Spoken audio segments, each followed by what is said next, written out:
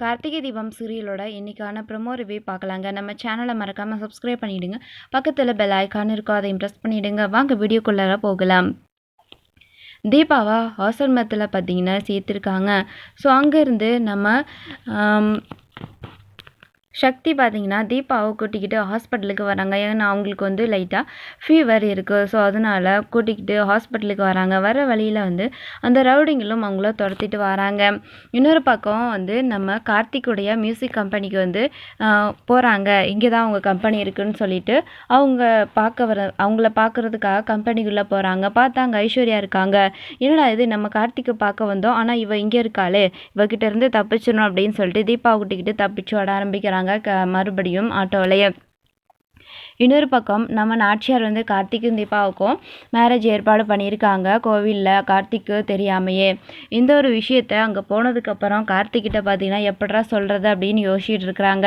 கோவிலில் வச்சு தெரியாமல் கல்யாணம் பண்ணுறது பாவம், அதனால அவங்கக்கிட்ட உண்மையை சொல்லிடுவோம் அப்படின்னு சொல்லிட்டு நாச்சியார் பார்த்தீங்கன்னா உண்மையை சொல்ல வராங்க. அப்போ இங்கே பாருப்பா, இந்த தாலியை நீ தீபா கழுத்தில் இன்னைக்கு கட்டணும் அப்படின்னு சொல்கிறாங்க. இன்னொரு பக்கம் நம்ம தீபாவை சக்தி பார்த்தீங்கன்னா கூட்டிகிட்டு ரவுடிங்கக்கிட்டேருந்து காப்பாற்றுறதுக்காக கோயிலுக்குள்ளே கூட்டிகிட்டு வராங்க. அங்கே தீபாவை ஒரு இடத்துல கொஞ்சம் அங்கே பார்த்தீங்கன்னா தீபாவை ஒரு இடத்துல உட்கார வச்சுருக்காங்க சாஞ்சு. அப்படி தீபா உட்காந்துட்டு இருக்காங்க. இன்னொரு பக்கம் கார்த்திக் தீபாவுக்கு கல்யாண ஏற்பாடு. ஸோ தீபாவுடைய தாலியை எடுத்து கார்த்திக்கிட்ட கொடுக்க போகிறாங்க. என்னம்மா சொல்லிக்கிட்டு இருக்கீங்க, கல்யாணமா? இப்போதைக்கு கல்யாணம் வேண்டாம் அப்படின்னு சொல்கிறாங்க. ஏன்ப்பா வேண்டாம் வேண்டான்னு சொல்லிக்கிட்டு இருக்க அப்படிங்கிறாங்க. ஏன்னா நம்ம வீட்டில் இருக்கிறது தீபா இல்லை, கீதா அப்படின்னு சொல்கிறாங்க. என்னப்பா சொல்கிற அப்படின்னு சொல்லிட்டு அந்த இடத்துலையே நாச்சியார் பயங்கர ஷாக்கிங் ஆயிடுறாங்க.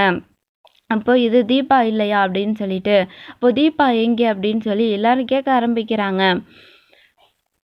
கார்த்திக் எல்லா உண்மைகளுமே அங்கே பார்த்தீங்கன்னா சொல்லிடுறாங்க. ஏன்னா வேறு வழி இல்லை, இப்படி சொல்லாமல் விட்டுட்டோம் அப்படின்னா கீதாவுக்கும் பிரச்சனை தான், நமக்கும் பிரச்சனை தான் அப்படின்னு சொல்லிட்டு எல்லாத்தையுமே சொல்லிடுறாங்க. தீபாவும் அதே கோவிலில் தான் இருக்காங்க. எப்படி தீபாவை கார்த்திக் பார்க்க